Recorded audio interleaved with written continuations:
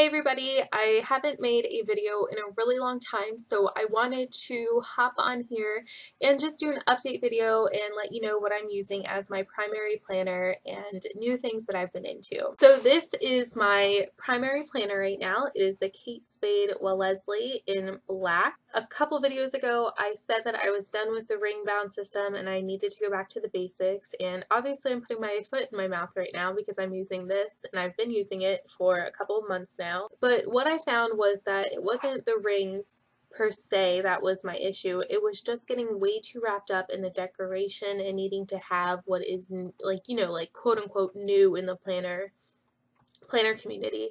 I just needed to focus on something that would work for me and being efficient. So I decided to go back to the ring bound system, and I chose this binder because I thought it would be good to use as a wallet as well, and so far it's working out perfectly for me. So I purchased this Kate Spade on eBay used for around $75, and I did a little bit of research about prices before I took the plunge. And it seems that the prices that are around $100 to $120 are just way too inflated. I was reading and watching videos in which people were saying that they were finding these books at Kate Spade outlets on sale for around $50 or $60. So I don't have an outlet store around me, so $75 was okay to spend, and I knew I was getting it in a used condition, so I wasn't expecting it to be completely perfect. But anyway, I don't know which year this is. Instead of having the polka dot, it clearly has like the hot pink fabric in the back that says Kate Spade. In the front here, I keep all of my cards and my driver's license, as well as 2 of the rewards cards that I use the most. Any other rewards card stays in this Vera Bradley coin purse. There's a pocket here that I usually keep cash in, and then a second pocket back here that I keep other cards like health insurance cards and all that good stuff. Like I said, I knew that this binder wasn't going to be in perfect condition, and I'm not going to be able to get a shot that shows it perfectly, but the rings are slightly gappy. It isn't so bad that I notice it when I'm using it, so I'm okay with it.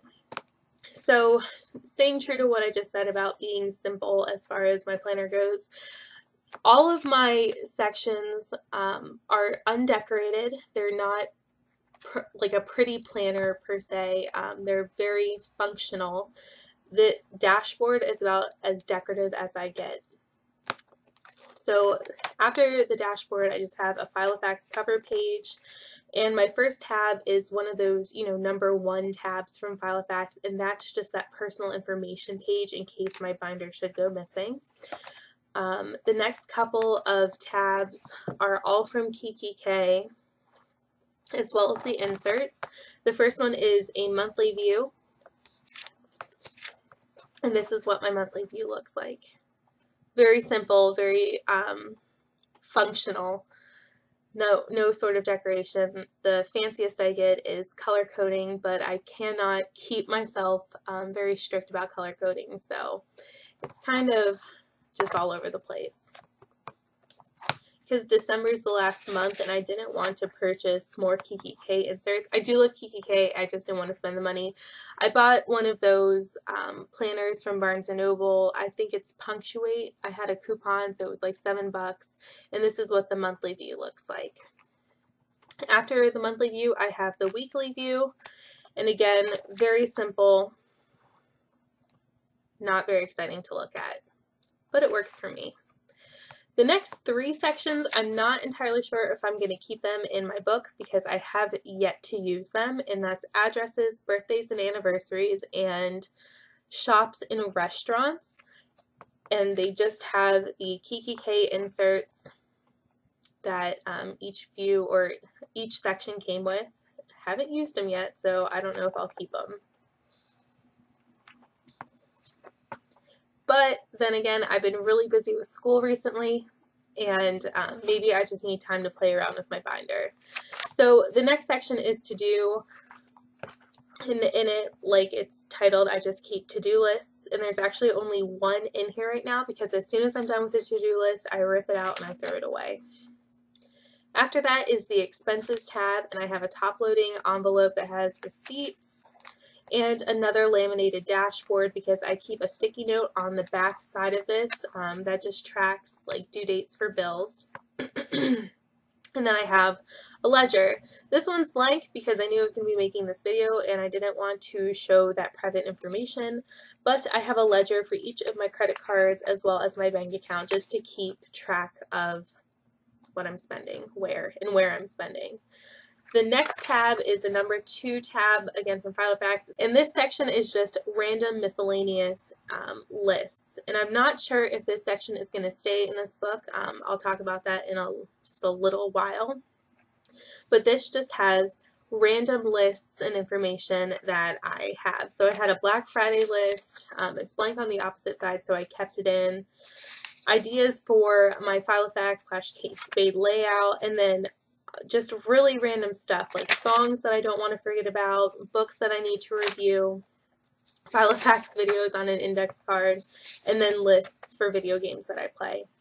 The last section is just blank pages, and then I have a dashboard. Well, I guess it's not really a dashboard, just a decorative piece of paper at the end. In the back of the binder is a pen loop that I don't keep in because it makes everything too bulky, and a secretarial pocket that I also don't use. So that is, pardon me, this Chic Spade Wellesley, I do like it a lot. I've been using it and I'm finding that it's helping me not to be so worried about what it looks like or trying to match what everybody else is doing.